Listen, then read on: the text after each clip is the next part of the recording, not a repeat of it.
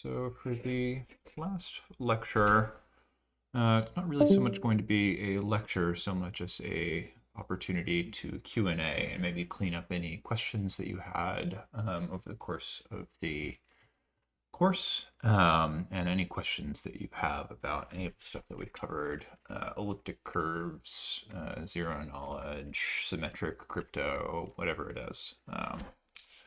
Just for the final session, just sort of a wrap up, or if it's about working as a cryptography person or whatever the sort of topic is. It's pretty much all in.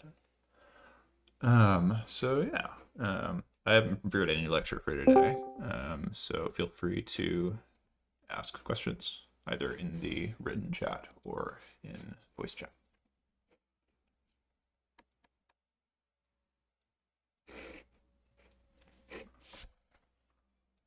Well, I'll just go first so other people can get their questions pondered. So yeah, my question is just more general, potentially about like working as a cryptography engineer or just next steps if someone's taking this course. There seems to be a lot of just like, ZK VMs coming out, different DSLs specifically for writing zero knowledge proofs, different environments to write in. So I guess just if someone's taking this course or just looking to be a cryptography engineer, is there like an efficient way to figure out like a good place to start? Maybe obviously there's Circom and others, Yeah. but like what are some things to think about, I guess? Okay. So here's maybe a couple of thoughts. The first thought would be, so to do cryptography engineering work, it requires some degree of knowledge of theory, but also the ability to actually implement that. So the sort of steps, the next steps to sort of actually do cryptography engineering work would be effectively taking a look at code bases that you find interesting. And this is sort of like very generic advice. Taking a look at code bases you find interesting and seeing if you can contribute a feature to that code base. Like, for instance, if you like very low level programming and you like optimization, there's a lot of need for optimization in cryptography where sort of the best implementation is usually the best implementation by a lot because it's sort of heavily optimized and takes advantage of inline assembly or intrinsics or what have you. Um, so like the next sort of steps to find a position as a cryptography engineer is in some measure developing sort of an area that you think is particularly interesting to you. And if I was to sort of cover some areas, everything from like FPGA and GPU programming for acceleration, sort of like the stuff that I just mentioned, working with assembly or low level FPGA programming is sort of one route. Another route is that there's at this point it seems to me that there's more papers being written than developers actually implementing them. So if you were to go to a site like IACR, um, and say take a look at the paper count, and we'll share screen here. If you were to go to this site where most cryptography papers get published, you're going to see a lot of papers, and some of them come with implementations, but a lot of the time you just sort of see something that seems worth implementing. It probably doesn't actually have an implementation about half the time. Or it might have an implementation in C++, and a really easy way to sort of farm lightweight cred is basically just translate a C++ implementation into Rust. And maybe you don't have to start with the whole implementation, maybe you just start with a gadget. Um, as far as being a cryptography engineer in Web3 versus being a cryptography engineer in sort of a more traditional setting, Web3 is, I think, very open to if you can contribute to open source. That is a sort of huge feather in your cap.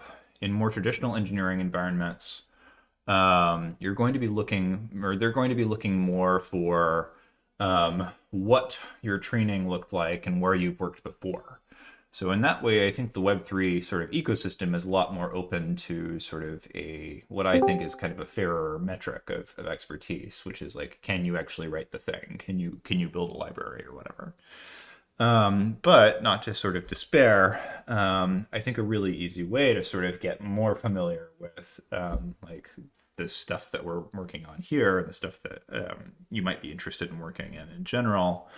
Working on open source implementations or translating implementations that exist, or taking a paper and saying, reaching out to the authors and saying, I'd like to help implement a part of this. Like all three of those are pretty decent strategies for sort of like getting a sense of what it would look like to work as an engineer, as a cryptography engineer, more efficiently. So like you could take a look also at say I mean we've talked about Rust crypto and Arc works before, but I mean here are two like what would be considered standard libraries for domains, cryptography, symmetric and asymmetric cryptography, and zero knowledge programming.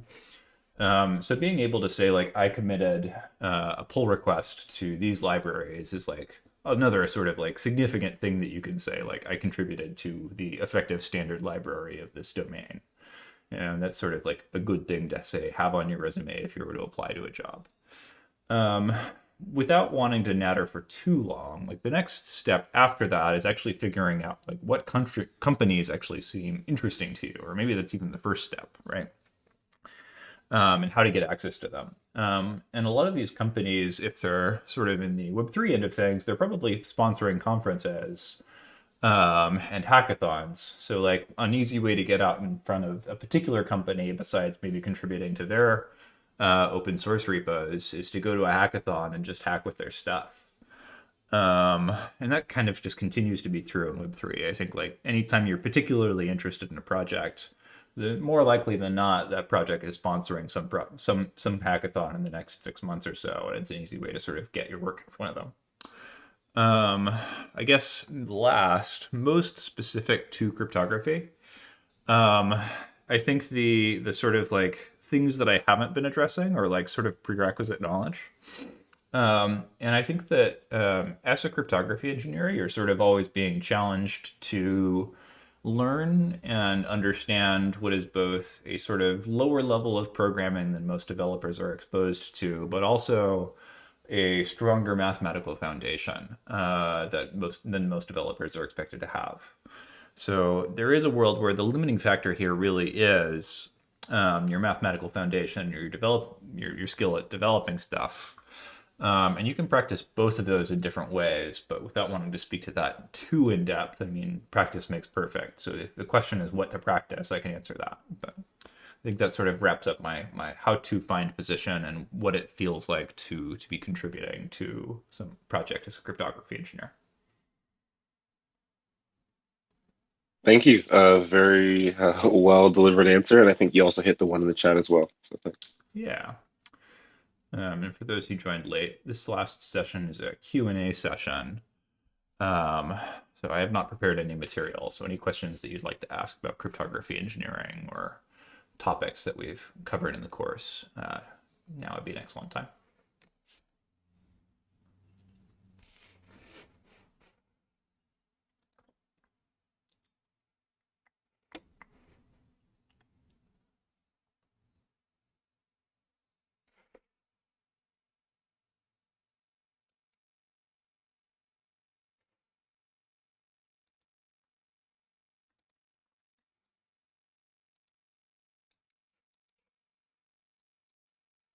Okay.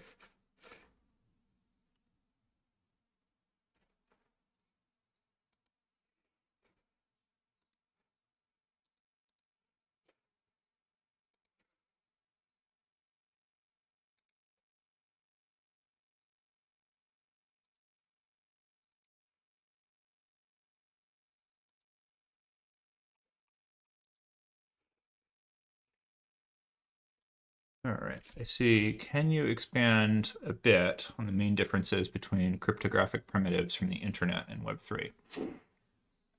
Okay. Um, so that's a sort of question where I would say like the direction I would gesture here is that okay, so this is hot take central. So Web3 I tend to think of in some ways as an interesting sort of art of taking a much stronger set of adversarial assumptions. So the internet has a fairly weak set of adversarial assumptions, and it turns out it still works pretty well. And we can see this in that we don't usually send, or it took us a long ass time to figure out authenticated encryption as a standard for TLS communication, so that an adversary who might intercept or at least eavesdrop on messages or pretend to be a particular user couldn't do that. So Web3 starts from a much more firm set of security assumptions around how much you can trust any particular infrastructure provider. And cryptography, in large part, is sort of a study of what security assumptions are valid or plausible, and what constructions we can take from those starting points and move them into actually building something, some service in a way that is consistent with those security assumptions. So with that sort of framing, the way that Web3 uses cryptography differently from say the internet is that the internet assumes that every server and every client is going to be honest, and at worst there might be an interceptor or a fiddler or a man in the middle sort of kind of style of attacker.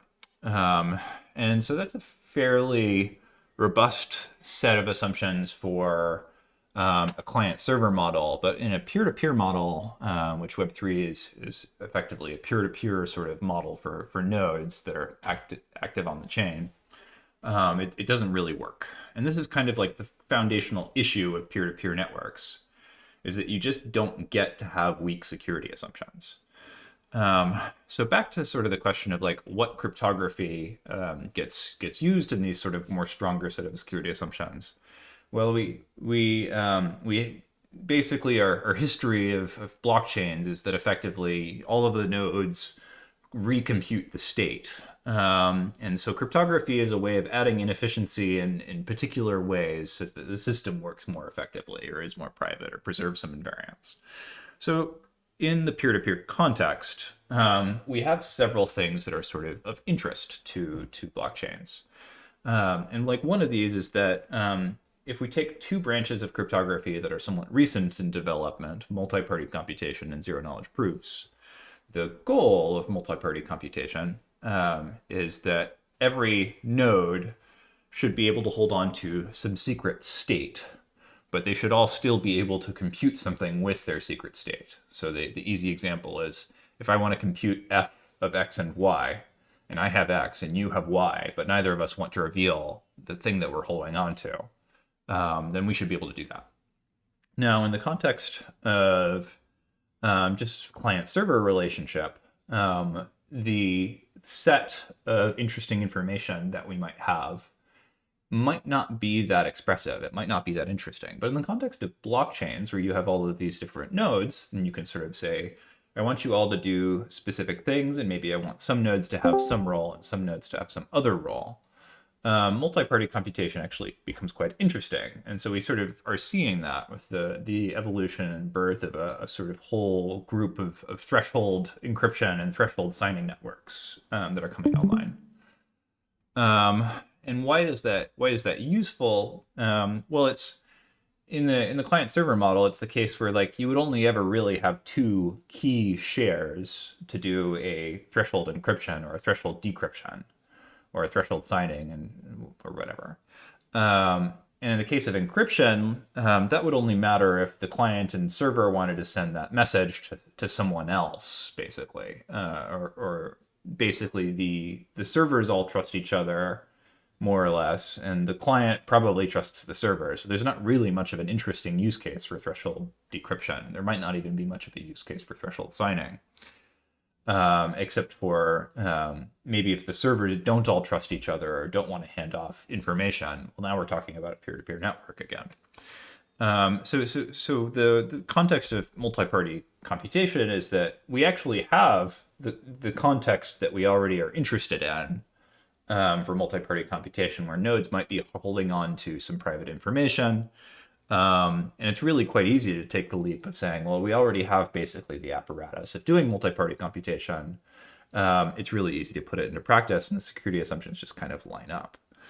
And this is just not really the case as much for older models of sort of internet trust assumptions.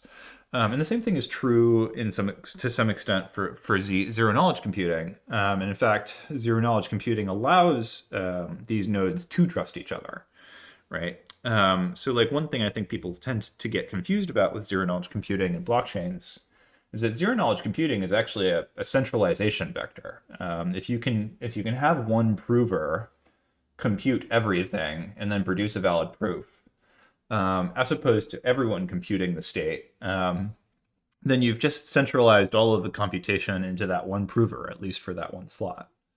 The context in which that makes sense is that you've just saved everyone else a bunch of effort at the cost of maybe adding some effort for the prover. But what that means is that everyone else actually does get to trust that prover, as opposed to the situation we were in before, where everyone needs to re-execute the state so that everyone knows that the current state is valid and that there's some consensus on the state. So ironically, zero knowledge is actually quite anti-decentralized. It is quite aiming to maintain trustlessness, but not necessarily decentralization. And the decentralization is preserved through the verifier. Maybe everyone verifies the proof, but it centralizes computation, and that turns out to be quite efficient while maintaining that trustlessness property. So maybe to wrap up the sort of answer, why is Web3 different, or how is Web3 different from the Web2 sort of context? Well, we start from these very different security assumptions, and that means that sort of different types of cryptography turns out to be quite useful. Excuse me.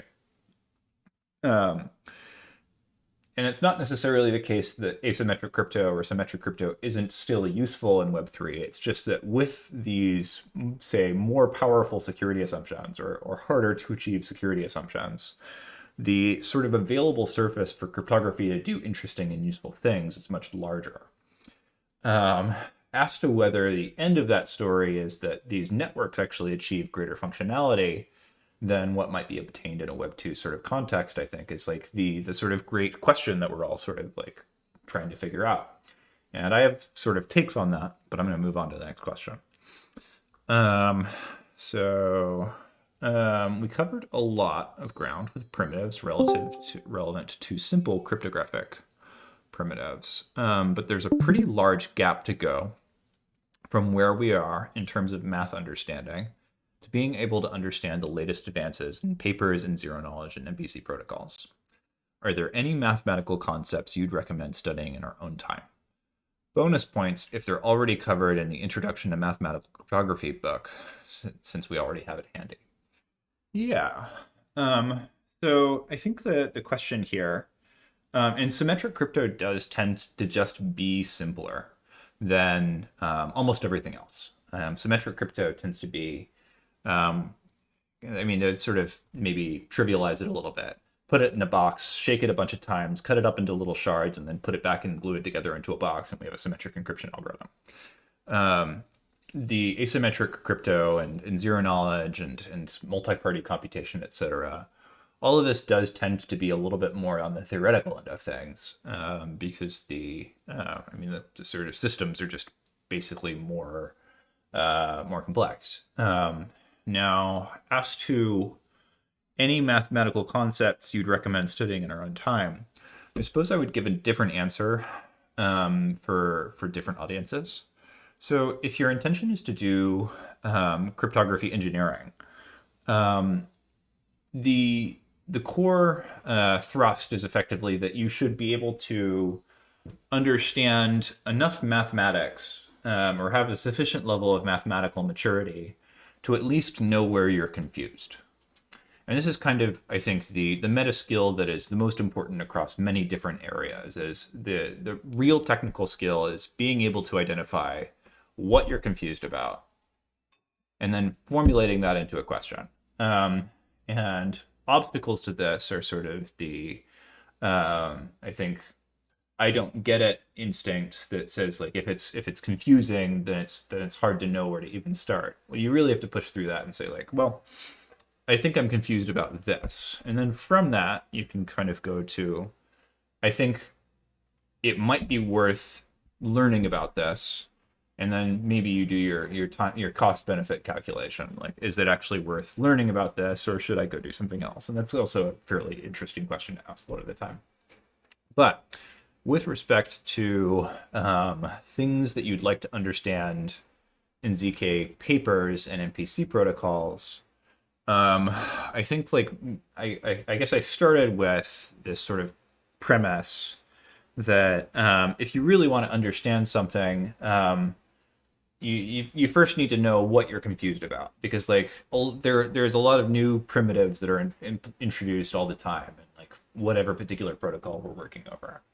And frankly, we can black box a lot of it. Like we can black box elliptic curves for the most part. We can black box pairings for the most part. We can black box a lot of sort of parts of cryptography that make cryptography complicated. And that works pretty fine, even at the research level. I mean, most researchers that are doing cryptography research don't understand elliptic curves forward and backwards. They just know they're the group of operation. Um, so like let's repackage that. Skill 1 is knowing where you're confused, and skill 2 is being able to black box. Skill 3, I think, is actually mathematical maturity, and I think that's actually the third most important skill as opposed to like the first most important skill, which might be counterintuitive. And the mathematical maturity part of this is it's mostly algebra with respect to cryptography. We're talking about abstract algebra. We're working over groups, rings, and fields.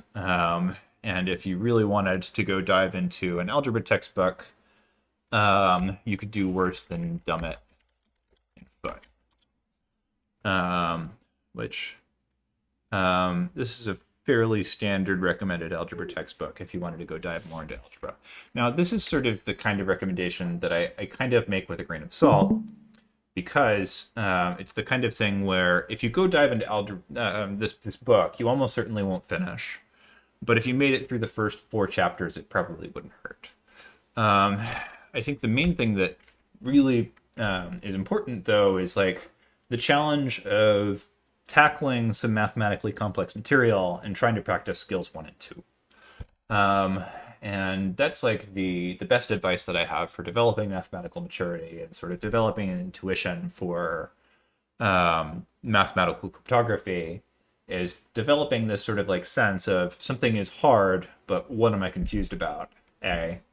And B, understanding when a thing might be entrenched and maybe just too entrenched to care about, and it's okay to black box those things sometimes. And then I guess like the last point that I never touched was it's okay to ask for help and sort of go ask people on Reddit or Twitter what you might be confused about. So hopefully that was a useful answer to your question. But I'll wrap it up with one last recommendation. The sort of advanced version of a mathematical introduction to cryptography is this book. It is the Bonnet and Shoup graduate course in applied cryptography. So if you want a mathematical appendix or extension of the Introduction to Mathematical Cryptography, I would recommend this book, and it goes into depth on many of the topics that we sort of covered much more lightly. So yeah, let's start there. I think this is an out-of-date version.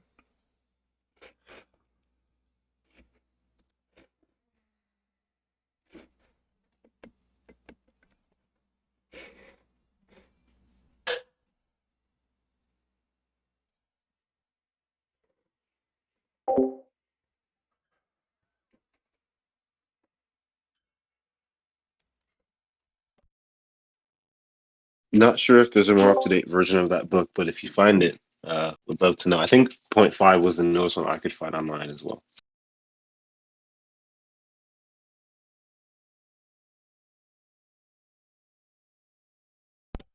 Yeah, I'm reasonably confident that if I just click a different link, it'll pop up. So there's 2. A new version. Yeah, here it is. So just click the different link, toc.cryptobook.us. Yeah, Oh, nice. There you go. looks Now I'll like the start link working posted with it point soon. 6. Awesome. Yeah, it was recently updated. Yeah.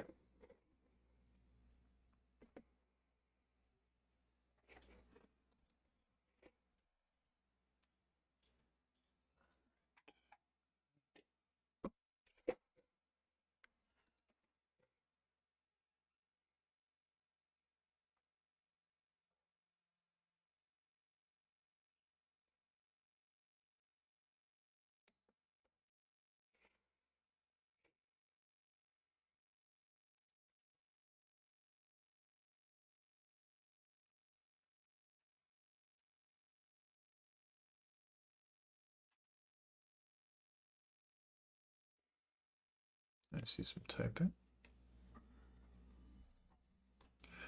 In a possible future course, would you consider going deeper into protocols, FHE, MPC, and ZKPs? Yeah. Um, the difficulty with, I think, going into detail about fully homomorphic multi-party encryption and ZKPs, particularly for fully homomorphic encryption, is that the fields tend to evolve pretty quickly. Um, Nevertheless, if you're specifically interested in zero knowledge, I think there are a couple of courses out that I would recommend. I think I could direct at books specifically targeting multi-party computation. Um, uh, but yeah, I would consider going more into depth on one or two of those topics at a time. I swear I had a book on this. There we go. Yeah, if you're looking to go deeper on multi-party computation, Pragmatic Introduction to Secure Multi-Party Computation is recommended. On zero knowledge, proofs, arguments, and zero knowledge is a good theoretical introduction. And the Moon Math Manual is a sort of lighter approach to zero knowledge and prerequisites. The proofs, arguments, and zero knowledge book, I think, starts at a reasonably sophisticated level. I recommend both of these books on zero knowledge and pragmatic NPC. I don't have a specific book recommendation on fully homomorphic encryption right now. I also think fully homomorphic encryption is, and this is a hot take, kind of overrated. It's reasonably impractical, and the security model doesn't actually make sense doesn't make a lot of sense for a lot of things. In that if you have a user that stores encrypted data on a server, then we're already out of the model where it's like a peer-to-peer network. Because maybe like you have all of the users store data on the network that's encrypted, but the issue there is that the data can't actually interact with each other since everyone's going to encrypt with their own private key public key pair. So there's no actual network value in having all of the users' data on this network. So it's not particularly useful in that regard. But besides that, blockchain networks aren't particularly efficient for computation. So it's not sensible in that context, but it's also not sensible in the Web 2 context because it's too strict a security assumption to actually be useful for most things that you might be conceivably interested in a client server model. So there's my hot take on FHE.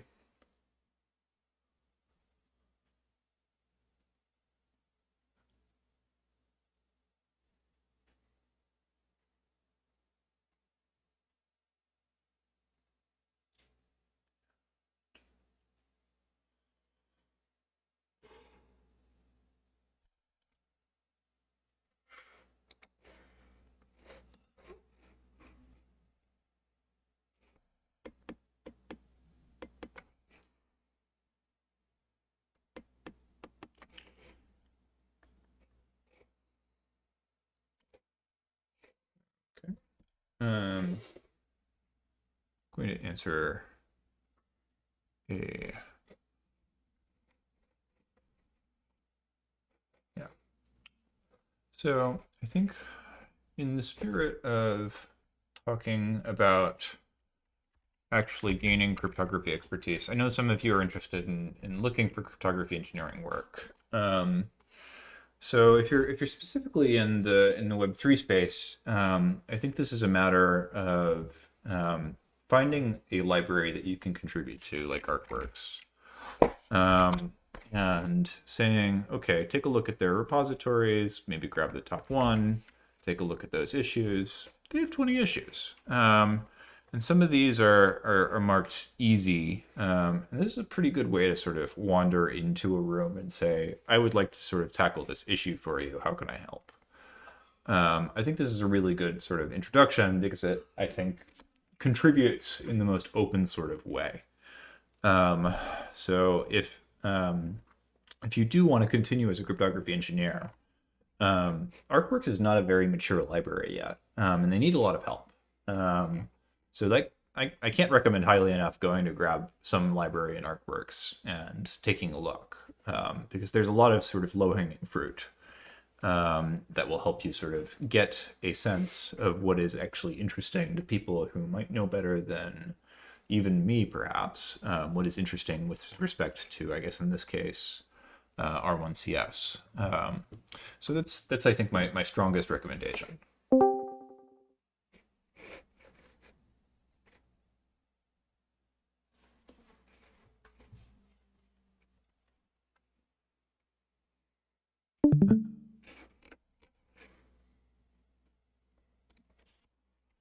And some projects are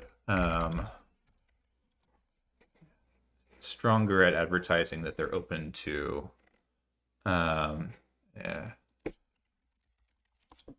are stronger at advertising to their sort of desire for open source contributors.